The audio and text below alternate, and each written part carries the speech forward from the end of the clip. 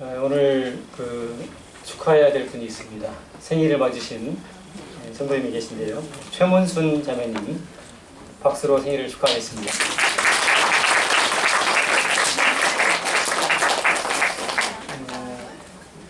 올해는 첫눈도 안 오고 아무래도 봄이 올 것 같은 그런 느낌이 듭니다. 이상한 겨울을 맞이하고 있는 것 같고요. 또 온 세계가 바이러스 때문에 코로나 때문에 지금 난리가 이렇게 난 상황입니다. 원래 바이러스가 예전에는 숙주의 한계가 있었습니다. 무슨 얘기냐면은 돼지에게 걸렸던 바이러스가 다른 동물이나 사람에게 전이됐을 때는 힘을 발휘하지 못하고 사멸되는 경우가 많았는데, 지금은 마지막 때가 가까워서 그런지, 주님 오실 때가 가까워서 그런지 이 숙주의 한계를 넘어가지고 하나님께서 이렇게 담을 쳐놓으신 것 같아요. 숙주별로 이렇게 사람과 돼지, 낙타, 박쥐 이렇게 한계를 정하셨는데 이 경계가 허물어져 버리고 박쥐에게 있었던 바이러스가 사람에게 치명적으로 영향을 미치는 이런 일들이 발생하는 것을 봤을 때 질서가 와해되고 주님 오실 날이 가까워 가는구나 이런 생각을 갖게 됩니다. 여러분들 남원 서문교회에서 혹시 최고 어르신이 누구신지 아십니까? 연세가 제일 많으신 분이 누구인지 혹시 아시는가요? 금말순 모친. 예, 한번 찍어보시기 바랍니다. 요양병원에 계셔가지고 잘 모르시는 성도님도 계시겠습니다만은 우리 이순달 모치님께서 남원 서문교회 최고 어르신입니다. 연세가 제일 많으십니다. 1929년생, 일제강점기 때 태어나셨고 한국 나이로는 92세이십니다. 모치님은 이제 찾아뵈면은 내가 뱀띠도 아니고 배암띠다 이렇게 얘기하시는, 이게 남원식 사투리인 것 같아요. 돼지가 아니고 돼아지 이렇게 하시는 것 같을 때. 지난 설에 이제 명절을 앞두고 모치님을 찾아뵀었습니다. 그리고 이제 모치님 이런저런 얘기를 하고 병원을 나서려고, 요양병원을 나서려고 하니까 모치님께서 손을 꽉 잡으시면서 기도 요청을 하셨습니다. 이제 그만 주님께서 나를 데려가셨으면 좋겠다 이렇게 기도를 해달라고 요청을 하셨습니다. 그 얘기를 들으면서 성경에서 말씀하고 있는 죽음이 무엇인가, 또 성경에서 말씀하고 있는 성도의 죽음이 어떤 것인가, 이것을 한번 살펴봐야겠다 이런 마음을 갖게 됐습니다. 성경은 우리에게 늘 죽음을 의식하고 살라고 이렇게 말씀하고 계시죠. 잔치집에 가는 것이 아니죠, 거꾸로 해야 되죠. 초상집에 가는 것이 잔치집에 가는 것보다 나으니, 초상집에 가는 것이 잔치집에 가는 것보다 낫다. 왜냐하면 모든 사람의 결국이 이와 같기 때문이다 이렇게 얘기하고 있습니다. 전도서 7장에 있는 말씀입니다. 제가 시를 한 편 낭송해드리고 말씀을 이어가도록 하겠습니다. 목사이자 시인이었던 용혜원 시인, 김혜원이 아니고 용혜원 시인께서 쓴 죽음이 나를 찾아오는 날은 이런 시가 있습니다. 죽음을 우리가 어떻게 준비해야 될까, 이것이 잘 여기에 시에 나타나 있습니다. 함께 보시길 바랍니다.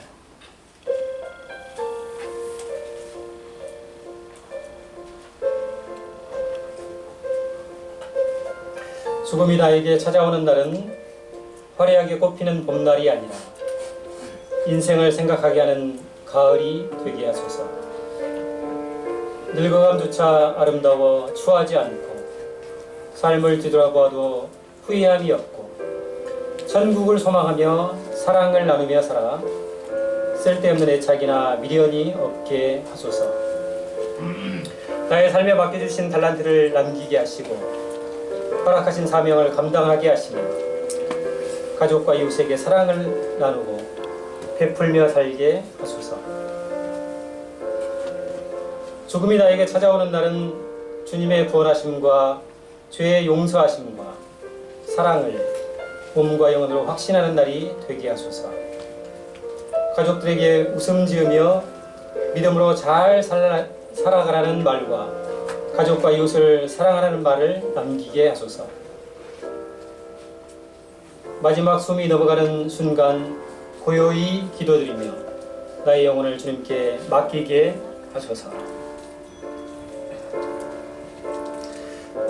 이 시를 보면 다 나와 있습니다. 늙어감, 삶, 천국 소망, 사명과 달란트, 가족과 이웃에 대한 사랑, 또 구원과 우리 주님의 사랑, 이것이 다 이 시에 나타나 있습니다.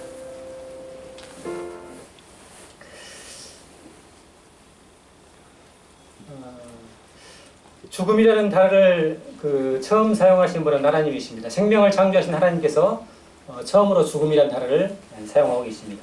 같이 한번 읽어보실까요? 시작. 선악을 알게 하는 나무의 열매는 먹지 말라. 너희는 먹는 날에는 반드시 죽으리라. 하나님께서 처음으로 죽음이라는 단어를 사용하시고 하나님께서 말씀하신 이 죽음이 무엇인가 이것을 우리가 오늘 시간 함께 살펴보기를 원합니다. 하나님께서 반드시 죽는다 이렇게 말씀하셨는데 그 죽음이 무엇을 의미하는가 함께 살펴보기를 원합니다. 첫 번째, 이 죽음의 의미는 첫 번째 영적인 죽음의 의미가 있습니다. 아담과 그의 아내가 여호와 하나님의 낯을 피하여 동산 나무 사이에 숨은지라. 하나님과 사람의 관계가 서로 낯을 피하고 숨는 관계입니까, 성도님들? 아버지가 퇴근해서 집에 돌아오는데 아들이 막 숨어요. 피하고, 낯을 피하고, 어찌든 안 보려고 그러고. 이 말은 정상적인 관계가 깨어졌고, 하나님과의 올바른 관계가 와해됐다는 것을, 단절되었다는 것을 이야기하고 있습니다. 하나님과 사람과의 이 아름답고 고귀한 관계가 깨어진 것은 그 원인이 누구에게 있습니까? 사람에게 있습니다. 이사야서 59장에서 이렇게 말씀하고 있죠. 오직 너희 죄악이 너희와 너희 하나님 사이를 갈라놓았다. 하나님과의 아름답고 고귀한 관계를 단절시키고 끊어놓았다. 이렇게 얘기를 하고 있는 것입니다. 하나님께서 우리를 내쫓고 우리를 버리신 것이 아니고 우리 스스로가 하나님과의 관계를 단절하고 붕괴시키는 이런 우를 범했다고 성경이 이야기하고 있습니다. 창세기 3장은 또 이렇게 얘기합니다. 여호와 하나님이 에덴 동산에서 그를 내보내요. 그의 근원이 된 땅을 갈게 하십니다. 이같이 하나님이 그 사람을 쫓아내시고. 이 말씀을 보면 서운한 생각이 들죠. 하나님 우리를 쫓아내셨는가? 에덴 동산에서 우리를 내보내셨는가? 이런 생각이 들지만은 그러나 하나님께서 내보낼 수밖에 없고 쫓아내실 수밖에 없는 이런 원인을 제공한 것은 사람에게 있다고 하는 것입니다. 성도님들, 하나님은 생명 그 자체이십니다. 그래서 생명이신 하나님과 단절되었다고 하는 것은 하나님으로부터 분리된 상태, 하나님으로부터 생명이신 하나님과 단절되고 분리된 이 상태를 가리켜서 성경은 영적인 죽음이라고 표현을 하고 있습니다. 그래서 에베소 2장 말씀에서 이런 말씀을 하시죠. 그는 허물과 죄로 죽었던 너희를 살리셨도다. 허물과 죄로 죽었던 너희를 살리셨도다. 이렇게 표현하고 있습니다. 성경은 우리가 하나님과의 관계가 회복되고 예수 그리스도의 십자가를 통해서 하나님과의 관계가 회복되고 원만해지기 이전 상태를 가리켜서 죽어있는 상태다. 이렇게 표현을 하고 있습니다. 마태복음 8장에서는 제자 중에 한 사람이 주님께 이런 얘기를 합니다. 주님, 제가 먼저 가서 12제자는 아닙니다. 제자 중에 한 명이 지금 제가 먼저 가서 아버지를 장사 지내고 그 다음에 주님을 따르겠습니다. 이런 얘기를 합니다. 다시 말해 무슨 얘기냐면 아버지가 돌아가시면 그때부터 주님을 따르겠습니다. 이런 고백을 하죠. 그때 주님께서 이런 말씀을 하십니다.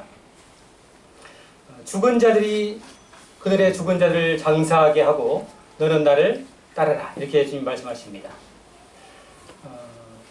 예수 그리스도의 십자가의 보혈을 통해서 하나님과의 관계가 회복되지 않은 모든 사람을 가리켜서 성경은 죽은 자다, 영적으로 죽은 자다 이렇게 표현을 하고 있는 것입니다. 비록 몸은 살아서 활동하고 있지만은 그 영혼이 하나님과 단절된 사람들을 가리켜서 영적으로 죽은 존재라고 성경이 묘사를 하고 있습니다. 그 다음에 이제 영적인 죽음이 있고요. 육체의 죽음이 있습니다. 육체의 죽음. 하나님께서 이제 범죄한 아담에게 이렇게 말씀하시죠. 너는 흙이니 흙으로 돌아갈 것이니라. 영혼과 육체가 분리되어서 육체가 흙으로 돌아가는 것을 우리가 육체의 죽음이라고 묘사를 합니다. 성도들, 아담이 선악과를 따먹었을 때 먹고 나서 바로 죽었나요? 아니죠. 한참을 더 살았습니다. 아담이 930세를 살았습니다. 창세기 5장에 보면은 그는 930세를 살고 죽었더라 이렇게 표현하고 있습니다. 하지만 아담이 선악과를 먹는 그 순간에 바로 죽지는 않았지만은 선악과를 먹고 하나님의 언약을 저버린 그 순간부터 죽음이 그에게 임했습니다. 그리고 그의 삶 가운데서 끊임없이 죽음이 작용해서 그의 영혼과 육체가 분리될 때까지, 흙으로 돌아갈 때까지 그 죽음이 그의 삶을, 그의 생명 가운데 역사했다는 것을 볼 수가 있습니다. 창세기 5장 1절은 이렇게 시작합니다. 이것은 아담의 계보를 적은 책이다 이렇게 시작을 합니다. 다시 말해서 창세기 5장은 아담의 후손에 관한 계보를 적은 책입니다.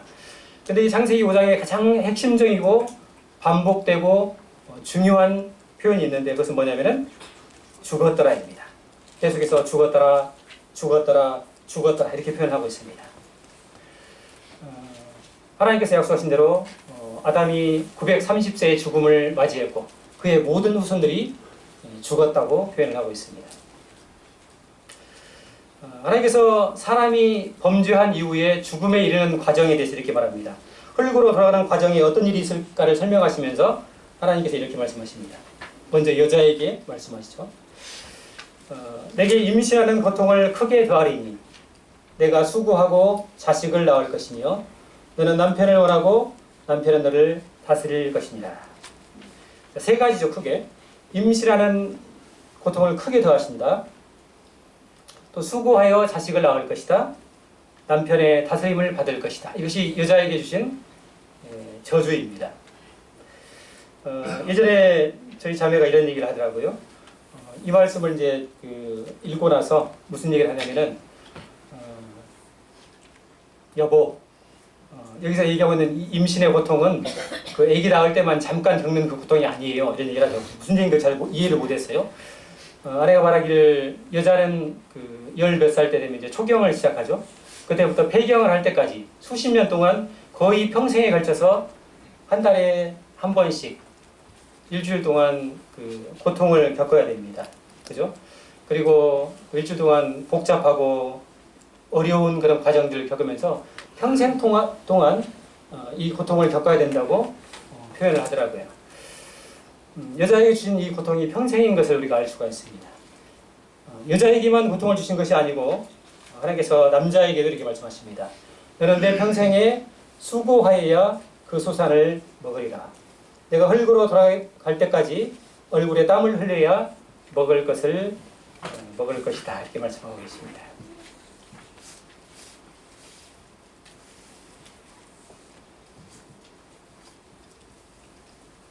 자, 정리를 한번 해보겠습니다. 하나님께서 인간에게 주신 죽음의 저주가 어떤 것인가?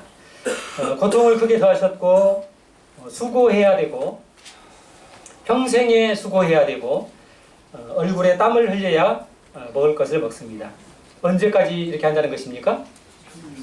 흙으로 돌아갈 때까지, 죽을 때까지 이러한 죽음의 작용이 있다는 것입니다. 잠깐 죽을 때 죽는 그 순간에만 죽음이 작용하는 것이 아니고 평생토록 이 죽음의 작용이 우리 가운데 거하고 있다는 것입니다.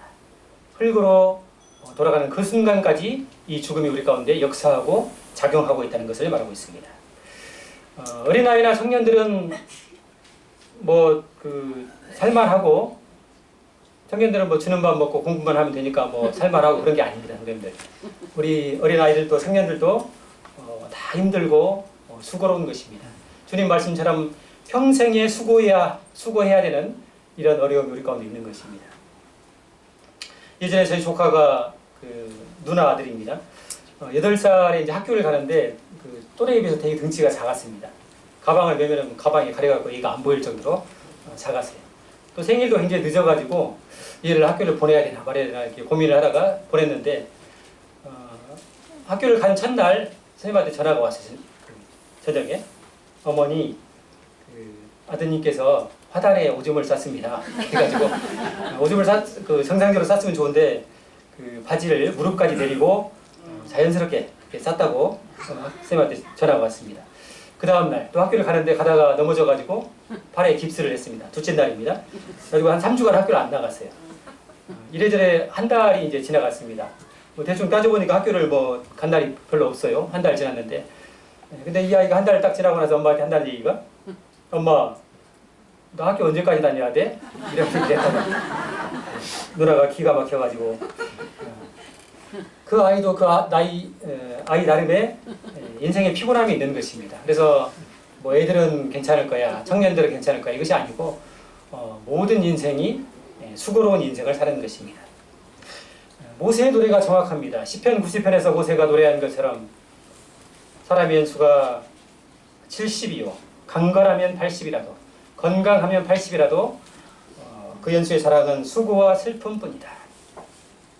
주님께서 너희가 흙으로 돌아갈 때까지 평생토록 수고해야 된다는 말씀처럼 우리 가운데 수고와 슬픔이 있는 것입니다. 그러면서 우리가 또 신속히 가니 날아간다고 표현하고 있습니다. 창세기 3장에 하나님께서 말씀하셨던 그 죽음의 작용이 우리의 일생을 거쳐서 우리 가운데 역사하고 작용하고 있다는 것입니다.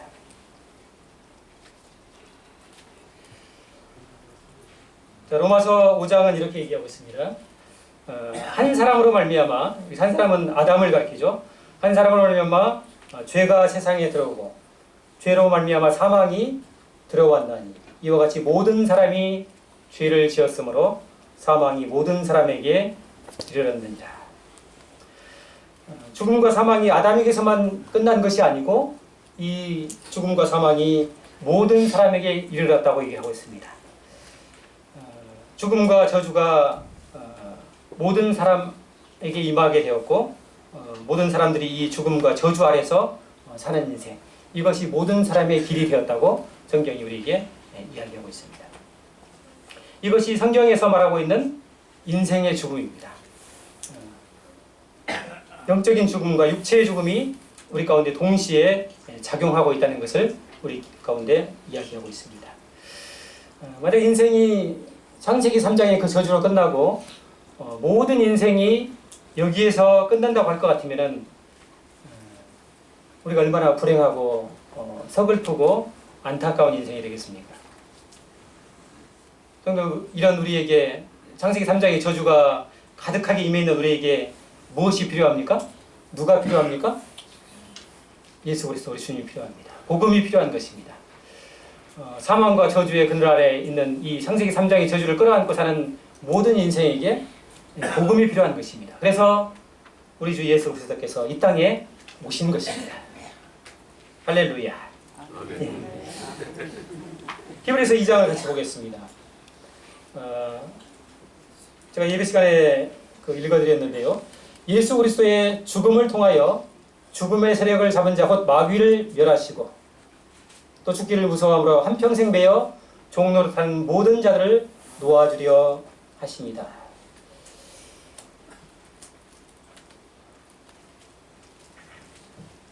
자, 여기서 주님이 말씀하시기를 죽음을 통하여 예수 그리스도의 죽음을 통하여서 죽음의 세력을 잡은 자 마귀를 멸하시고 그 뒤를 한번 보시기 바랍니다.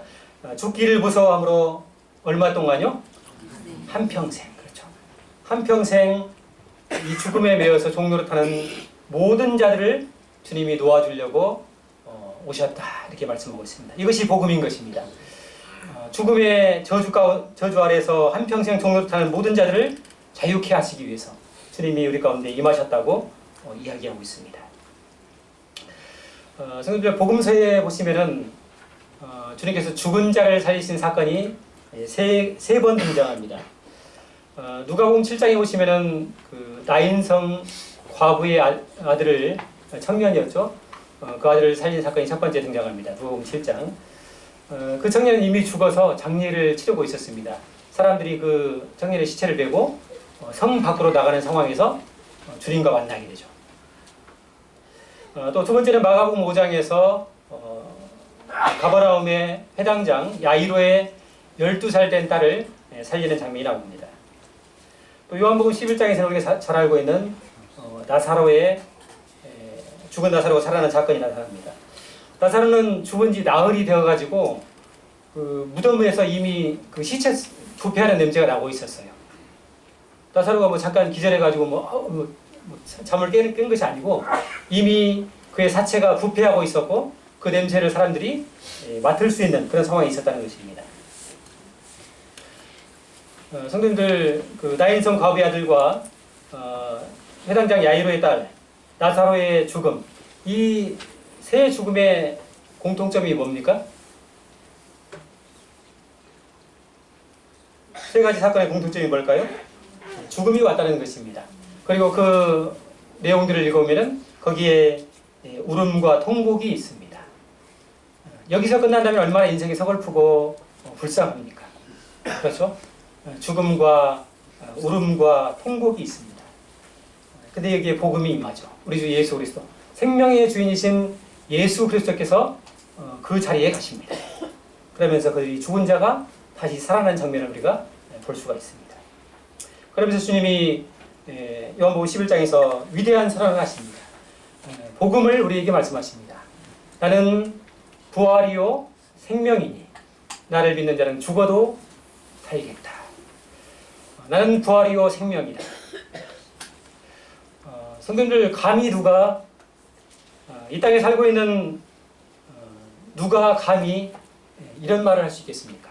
어떤 신이, 어떤 종교 지도자가 이런 말을 할 수 있겠습니까? 나는 부활이고 생명이다. 오직 우리 주님만이 하실 수 있는 말씀이죠.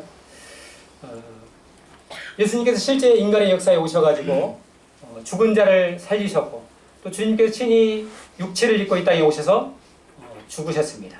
그리고 죽었다가 사흘 만에 다시 부활하심으로써 예수 그리스도를 믿는, 예수 그리스도에 속해 있는 모든 자들에게 부활의 소망을 우리에게 주신 것입니다.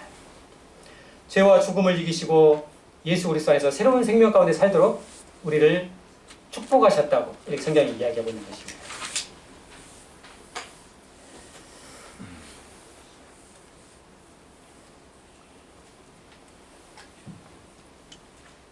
다음 말씀을 보시겠습니다. 이 말씀은 참 위로가 되는 말씀입니다. 고린도후서 5장에 있는 말씀인데요. 한번 같이 한번 읽어보시겠습니다. 시작. 만일 땅에 있는 우리의 장막집이 무너지면 하나님께서 지으신 집, 곧 손으로 지은 것이 아니요 하늘에 있는 영원한 집이 우리에게 있는 줄 아니라. 참으로 우리가 여기서 탄식하며 하늘로부터 오는 우리 처소로 덧입기를 간절히 사모하노라. 고린도후서 5장 말씀은 성경이 말하고 있는 성도의 죽음을 가리키고 있습니다. 자, 그 말씀에 보시면 땅에 있는 장막집이 있고 하늘에 있는 영원한 집이 있다고 이렇게 표현하고 있습니다. 땅에 있는 장막집은 우리의 이 육체를 가리킵니다. 몸을 가리킵니다. 근데 그걸 뭐라고 표현하고 있습니까? 장막집이다 이렇게 표현하고 있죠. 영어 성경을 보니까 이 장막집을 텐트라고 표현하고 있습니다. 텐트. 근데 뭐라고 표현하냐면 땅에 있는 우리의 장막집이 무너지면이라고 표현되어 있습니다. 우리의 장막집은 어떻게 됩니까? 점점점 무너져 갑니다. 텐트가 원래 오래 머물려고 짓는 게 아니잖아요. 그죠? 임시거처입니다. 잠깐 머무는 것입니다. 우리가 이 땅에 잠깐 이 육체를 입고 거하는 것입니다. 이 육체를 입고 우리가 천년만년 살리겠다 그것이 아니죠. 한 500년 한마는 이 세상 1500년 살겠네 이런 게 아니잖아요. 그죠? 텐트는 햇빛 비치고 비바람 맞으면은 금방 사가가지고 흐물흐물해지고 찢겨지는 것이 당연한 것입니다. 우리의 육체가 그런 것입니다. 여기서 무너져 간다 이렇게 표현하고 있죠. 하지만 거기서 끝나는 것이 아니고 하늘에 있는 영원한 집이 있다. 하나님께서 손으로 지은 것이 아닌 하늘에 있는 영원한 집이 있다 이렇게 표현하고 있습니다. 영어 성경은 이 집을 가리켜서 빌딩이다 이렇게 표현하고 있습니다. 빌딩. 성도들, 우리 성도들 중에 빌딩 가지고 계신가요? 우리의 이 장막집, 우리 이 연약한 육체가 무너지면은 하늘에 있는 하나님께서 직접 지으신 영원한 집이 있다. 빌딩이 있다. 이렇게 얘기를 우리에게 얘기하고 있습니다. 근데 아래 구절을 보시면 이렇게 표현하고 있습니다. 참으로 우리가 여기서 탄식한다 이렇게 표현하고 있습니다. 여기 있다는 말은 여기가 어디일까요, 성도님들? 이 세상이죠. 땅에 있다는 것입니다. 땅에 있으면서 탄식하면서 뭘 사모하냐면 하늘로부터 오는 처소를 덧입기를 간절히 사모한다 이렇게 표현하고 있습니다. 성도 우리가 이 땅에 사는 동안 탄식이 있습니다. 첫 번째 영적인 탄식이 있죠, 우리 가운데. 우리가 이 땅에 사는 동안에 믿음의 싸움을 싸워야 됩니다. 죄의 유혹과 싸우는 싸움이 우리 가운데 있습니다. 그래서 사도가 우리 고백한 것처럼 오라 나는 곤고한 사람이로다. 이런 영적인 탄식이 우리 가운데 있는 것입니다. 이것이 주님 우리를 부르실 그날까지 이러한 탄식이 우리 가운데 계속될 것입니다. 왜냐하면 우리가 죄와 싸워야 되고 영적인 싸움이 계속해서 있기 때문에 그 싸움에서 이기기도 하고 지기도 하고 엎치락뒤치락 하면서 이 싸움을 계속 싸울 것이기 때문에 영적인 탄식을 하게 될 것입니다. 두 번째, 육체의 탄식이 있습니다. 장막집이 점점 무너져 가기 때문에 이 육체에 대한 탄식이 우리 가운데 있는 것입니다. 고린도후서 4장에서는 이렇게 표현하죠. 겉사람은 어떻게 된다고 그랬습니까? 우리의 겉사람은 낡아진다 이렇게 표현하고 있습니다. 우리의 몸이 낡아지는 것입니다. 우리의 장막집이 점점 쇠퇴해가고 쇠락해가고 죽음을 향해서 가는 것입니다. 늙고 몸이 쇠약해져 가고 병들고 죽음을 맞이하는 것입니다. 저희 집에 그 자동차가 두 대가 있는데요. 그 중에 한 대가 13년 된 자동차가 한 대 있습니다. 차가 오래되다 보니까 여기 소리도 많이 나고 뭐 악셀을 밟으면 뭐 이상한 소리가 나요. 소리도 나고 바퀴 여기저기서 막 삐걱대는 소리도 나고 고장도 잦습니다. 그래서 우리 이성훈 쌤이 늘 그냥 막 정신없이 고치고 해서 겨우겨우 타고 있는데 그래서 그 차는 장거리 운행을 안 하고 시내만 이렇게 조심조심 타고 다닙니다. 왜냐하면 나이가 너무 들어가지고 오래 못 가요. 소리도 많이 나고. 그처럼 우리의 육체도 마찬가지죠. 몸이 연세가 드시고 나이가 들수록 소리도 나고 삐걱대고 아픈 것입니다. 제가 시원찮게 생겼습니다만 제가 명색이 응급구조사입니다. 그래서 이제 그 시골에 할머니들 많이 찾아뵈요. 그래서 신고를 하시면 가가지고 할머니 어디가 괜찮으셔서 신고하셨어요? 어디가 아프세요? 그 이제 써야 되거든요. 여기다 일지에다가. 그럼 할머니가 그래요. 사방간디가 다 아파 이렇게 얘기하는데 차라리 그냥 처음에 물어볼 때 할머니 어디가 안 아프세요? 이렇게 물어보기 더 나을 것 같아요. 어디가 아프세요 하면은 머리부터 발바닥까지 안 아픈 데가 없어요. 근데 어디가 안 아프세요 하면은 차라리 더 쉬울 것 같다는 생각이 듭니다. 당연한 것이죠. 우리의 육체가 쇠락해가고 병들어가고 죽음을 향해서 가는 것입니다. 정말 우리가 노성도님들일수록 이런 마음을 가지실 것입니다. 우리가 아프지 않고 건강하게 살다가 어느 날 갑자기 죽어서 하늘의 부름을 받았으면 좋겠다. 이런 부름이 소원이 있으시죠? 아프지 않고 건강하게 살다가 저녁밥 잘 먹고 주님께 감사기도 드리고 잠자리에 들었는데 잠자는 그 순간에 주님이 싹 불러가셨으면 얼마나 좋을까. 이런 소원이 우리 가운데 있습니다. 그래서 치매도 안 걸리고 병원에서 몇 달, 몇 년 고생 안 하고 자식들 고생 안 시키고 평안한 부름을 받았으면 좋겠다. 이런 소원이 우리 가운데 있습니다. 저도 그런 소원이 있습니다, 선생님들. 이를 위해서 우리가 함께 기도했으면 좋겠습니다. 주님 우리에게 긍휼을 베풀어 주시기 원합니다. 이렇게 기도했으면 좋겠습니다. 그러나 현실은 그렇지 않습니다. 보통은 주님 우리를 부르시기 훨씬 전에 병에 걸려서 고통을 당하고 그 질병의 고통 가운데 살다가 죽음을 맞이하는 것이 더 흔한 일입니다. 사실은. 그렇죠? 우리가 일반적으로 봐왔던 경험들이 그렇습니다. 근데 우리만 이것을 겪고 있는 것이 아니고 하나님을 사랑하고 하나님을 경외했던 경건한 사람들도 이러한 육체의 죽음의 과정을 겪었다고 하는 것입니다. 하나님을 우리가 하나님께서 구약에서는 아브라함과 이삭과 야곱의 하나님이라고 얘기합니다.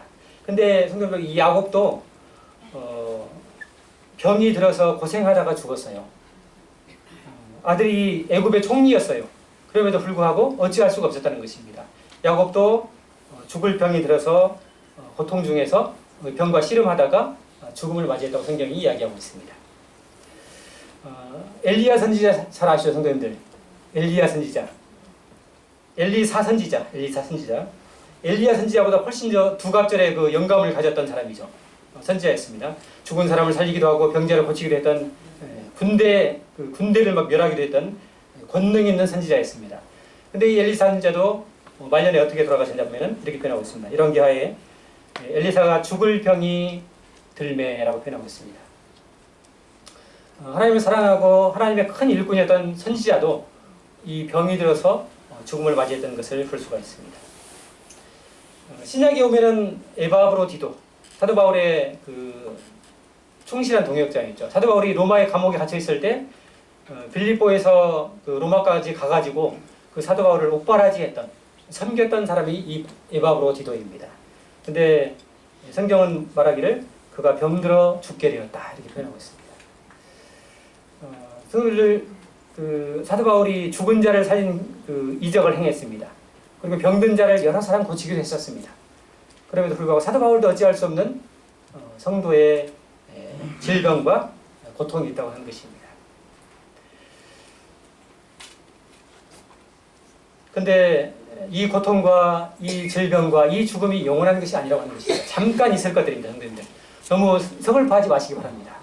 아이고 치매 걸려서 그 똥오 좀 받아내고 자식들 못 할 일 시키면 어쩌까 이런 고민하지 마시고 그 고생도 잠깐이라고 하는 것입니다. 그리고 또 우리가 그런 고통 가운데 놓여 있을 때 주님께서 우리에게 긍휼을 베푸실 것입니다. 더 중요한 것은 뭐냐면은 우리의 장막집이 무너지면 하늘에 있는 영원한 집이 우리에게 있다고 하는 것입니다. 우리의 장막집이 무너져 가면은 하늘에 있는 영원한 집이 우리 가운데 있다 이렇게 얘기하고 있는 것입니다. 같이 한번 해보실까요? 땅에 있는 장막집이 무너지면 하늘에 있는 영원한 집이 하늘에 있는 영원한 집이 우리에게 있다. 성경이 이것을 우리에게 이야기하고 있습니다. 너무 서글퍼하지 마시고 제가 이제 그때 말씀드렸습니다만 올해 50입니다. 살 만큼 산 것 같아요. 죄송합니다. 못할 말 실현을 했습니다. 근데 저는 대충 충분히 살았다 이런 느낌이 듭니다. 주변에서 제가 주님이 어느 때 불러가도 저는 미련도 없고 후회도 없습니다. 주님 감사합니다 이런 생각이 있습니다. 50이 되다 보니까 그 양말을 신을 때 예전에 양말이 쏙 잘 들어왔거든요. 자꾸 걸려요 발뒤꿈치에. 발뒤꿈치가 이렇게 갈라져가지고 막 거칠거칠해요. 장막집이 무너져 가고 있는 것이죠. 그죠? 머리도 대충 빠지고 이제 뭐 좀 있으면 이제 그렇게 됐습니다.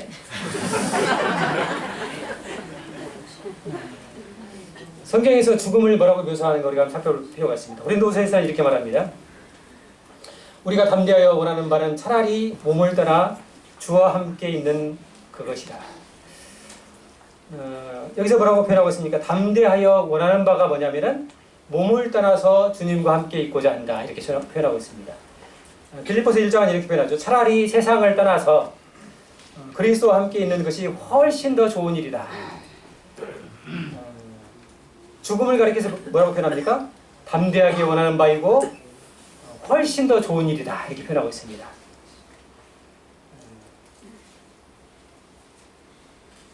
성도들 죽음이 훨씬 더 좋은 일이십니까? 죽음이 언젠가 우리에게 찾아올 것입니다. 주님 우리를 부르실 때가 있을 것입니다. 이 생명에 관한 영역은 우리의 영역이 아니에요. 우리가 죽을 날 우리가 결정하는 게 아니고 하나님이 우리를 부르실 때 가는 것입니다. 그 주권이 하나님께 있습니다. 그래서 아이고, 언제 죽을란고 이렇게 막 고민하지 마시고 주님이 때가 되면 부르실 것입니다. 그때 죽음이 우리에게 찾아올 때 두려워하지 마시고 여기서 말하고 있는 것처럼 훨씬 더 좋은 일이다.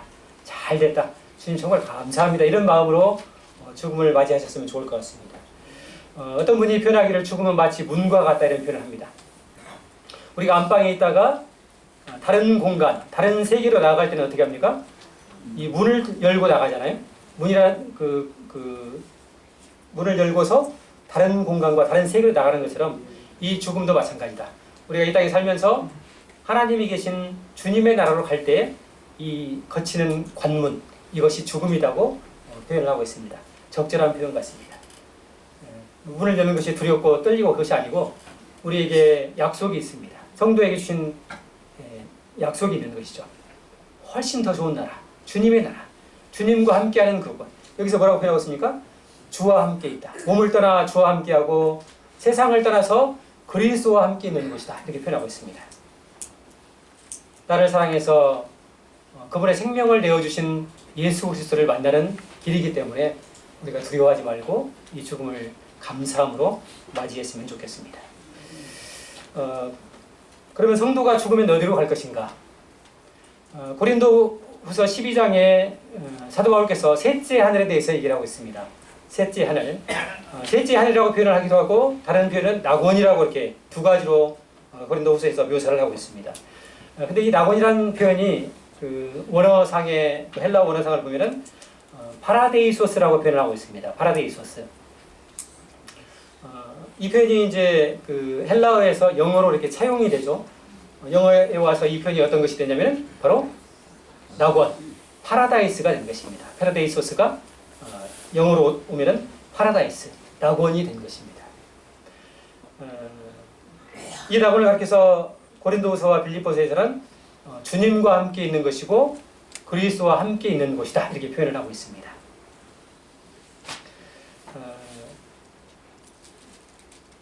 성도들 주님과 함께 있는 곳, 낙원이 그렇다는 것입니다. 우리가 성도들이 숨을 이 땅에서 육체의 숨을 거두면은 주님이 계신 그곳으로 낙원으로 가게 될 것입니다. 혹시 뭐가 더 필요하신가요? 낙원으로 가게 되실 것입니다. 별로 아멘을 안 하시는데 혹시 뭐 조건이 더 필요하실까요? 저희 직원 중에 한 명은 그 여행을 갈 때마다 늘 확인하는 게 있습니다. 거기 그 수영장 혹시 있나요? 이사를 갈 때도 수영장하고 가까운 데로 이사를 갑니다. 수영을 너무 좋아해가지고. 천국에 수영장 있는가 혹시 확인하시고 싶은 성도님 계신가요? 맛집은 많이 있나요? 예전에 저희 둘째 아들이 저에게 심각한 얼굴로 이런 얘기를 한 적이 있습니다. 아빠, 천국 가면 맨 예배만 드리고 찬송만 드린대? 가서 뭐 축구도 안 하고 뭐 재밌는 거 안 해? 게임도 안 해?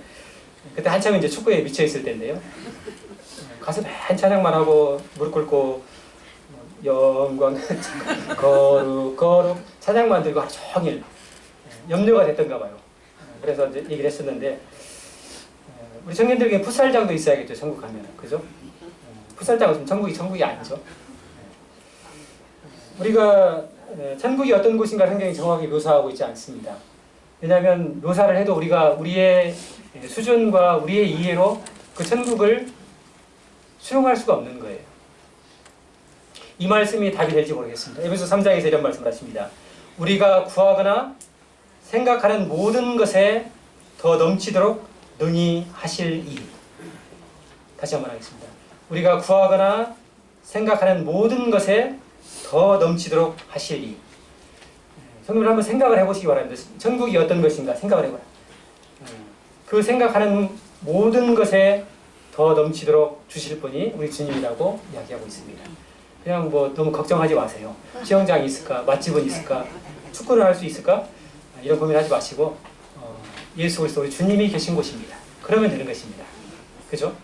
주님과 함께 우리가 그곳에 거하게 될 것입니다.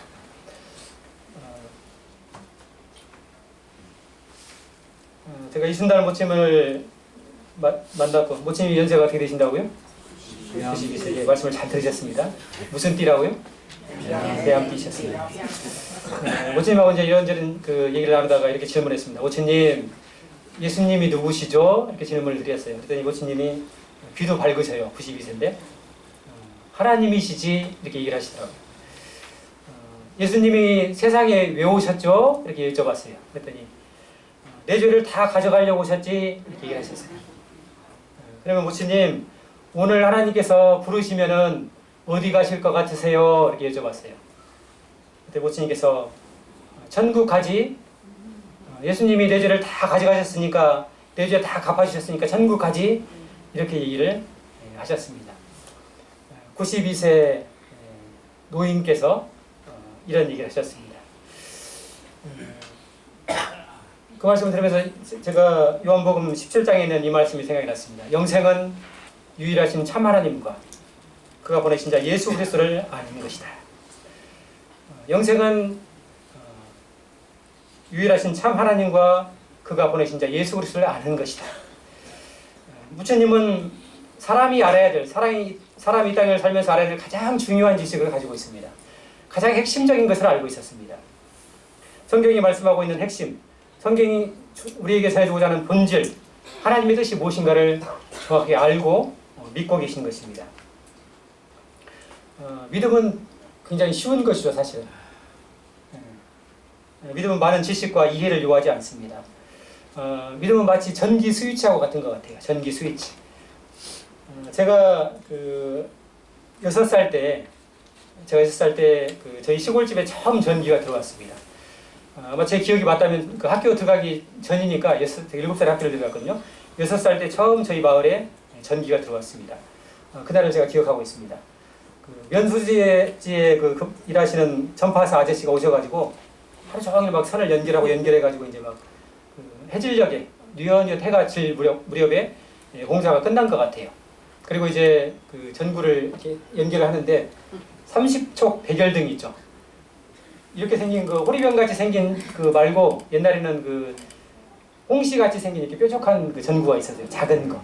혹시 기억하십니까, 성도님들? 5촉인데. 5촉인가요?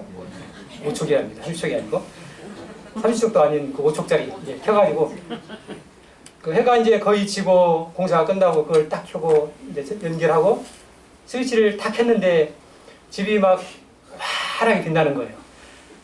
마치 대낮처럼 빛나는데 성도님 저도 호롱불 세대입니다. 호롱불 써봤어요. 호롱불 쓰다가 이 5촉짜리 전구를 켰는데 대낮처럼 밝은 거예요. 그때 기억이 각인돼가지고 지금도 제가 그걸 기억하고 있는 겁니다. 전기를 사용하는데 우리에게 많은 지식이 필요한 건 아니죠. 전류가 어떻고 전압이 어떻고 저항이 어떻고 I는 R분의 V 이런 거 알아야 되는 거 아닙니다. 그죠? 그냥 스위치만 켜면은 전기에 대해서 아무것도 몰라도 스위치만 켜면은 어두운 방이 환하게 빛나고 스위치만 켜면은 집이 따뜻해지고 스위치만 켜면은 밥이 다 익어 있고 전기 혜택을 누리는 것입니다. 믿음이 마치 이와 같은 것이죠.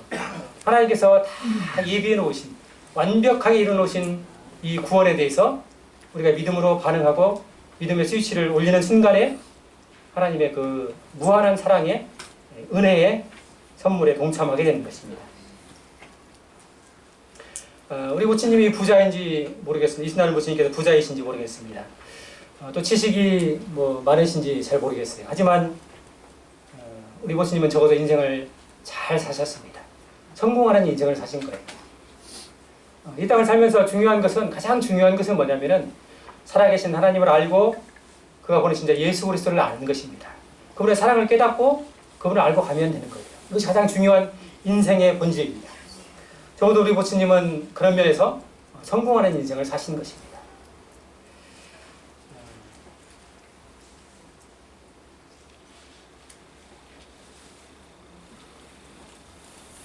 이 말씀을 같이 읽고 말씀을 정리하겠습니다. 같이 한번 읽어보시겠습니다. 시작. 형제들아, 자는 자들에 관하여는 너희가 알지 못함을 우리가 원하지 아니하노니 이는 소망 없는 다른 이와 같이 슬퍼하지 않게 하려 합니다. 여기서 형제들아 이렇게 표현하고 있죠. 그리고 자는 자들에 관하여는 성경에서는 그 자는 자들 예수 그리스도를 주님으로 영접하고 육체적으로 죽은 모든 사람들을 가리켜서 잠자는 자라고 표현하고 있습니다. 잠을 잔다는 것은 무슨 의미일까요? 무엇을 전제하고 있죠? 깨어날 것을 전제하고 있죠. 다시 살아날 것을 전제하고 있습니다. 잠자는 자다 이렇게 표현하고 있습니다. 그리고 그 밑에는 소망이 없는 다른 이가 있다고 표현하고 있습니다. 이 사람들은 어떻게 합니까? 슬퍼하는 자들이다. 죽음의 저주가 임할 때 슬퍼하는 자들이다 이렇게 표현하고 있습니다. 소망 없는 다른 이와 같이 슬퍼하지 않게 하려 합니다. 우리가 죽음을 맞을 때 서글프고 쓸쓸한 것이 아니고 우리에게 뭐가 있다는 것입니까? 소망이 있다. 잠자는 자의 소망이 있다고 얘기하고 있습니다. 그래서 우리의 노숙생들의 모임이 무슨 모임입니까? 소망. 이 땅의 소망입니까? 하늘의 소망입니까? 썩어질 소망입니까? 영원한 소망입니까? 그렇죠. 하나님께서 예비하신 그 영원한 것을 소망하고 있는 것입니다. 우리 성도님들 정말 잘 사신 것입니다. 하늘 소망을 우리가 바라보면서 살고 있습니다. 이 표현이 좀 이상합니다만은 성도 우리가 정말 잘 죽었으면 좋겠습니다. 잘 죽었으면 좋겠습니다. 잘 죽었다는 말은 두 가지 의미가 있죠. 죽어 마땅한 사람이 죽은 경우에 잘 죽었다고 표현하기도 합니다만, well dying. 요즘에 잘 죽는 거에 대해서 well dying이라고 이제 표현합니다. 잘 죽는 것. 잘 죽는 것은 두 가지입니다. 첫 번째, 죽음에 관해서 가장 중요한 것은 뭐냐면 예수 그리스도 안에서 죽는 것입니다. 그죠?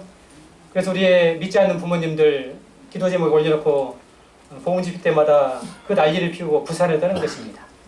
기도하면서 찾아뵙고 믿으셔야 된다고. 왜냐하면 죽음에 관해서 가장 중요한 것은 예수 그리스도 안에서 죽는 것이기 때문에 그렇습니다. 두 번째, 예수 그리스도 안에서 있는 사람들은 구원받고 그리스도의 뜻 안에서 살다가 주님의 부름을 받아야 됩니다. 주님께서 원하시는 바를 쫓아서 살다가 이 짧은 인생, 주님이 부르신 그 뜻을 쫓아서 살다가 부르심을 받아야 됩니다. 짧은 인생 살면서 내 고집대로, 내 하고 싶은 대로 세상에서 경험했던 세상이 얘기하는 그것들 쫓아가다가 시간 다 허비하고 후회하는 것은 이것은 불행한 것이죠. 성도 안에서 불행한 것이죠. 죽음의 문제는 결국 삶의 문제입니다. 우리가 장례식장에 가서 무슨 얘기를 합니까? 돌아가신 분에 대해서 그분의 삶을 두고 이야기를 합니다. 죽음의 문제는 결국 삶의 문제입니다. 우리가 이 땅에서 어떻게 살았는가? 이것이 우리의 죽음을 결정하는 것입니다. 결론적으로 예수 그리스도 안에서 성도의 죽음은 소망이고 축복인 것을 우리가 알 수가 있습니다. 같이 한번 해보실까요? 예수 그리스도 안에서 성도의 죽음은 소망이고 축복이다. 옆에 계신 성도님과 인사를 나누겠습니다. 잘 죽읍시다.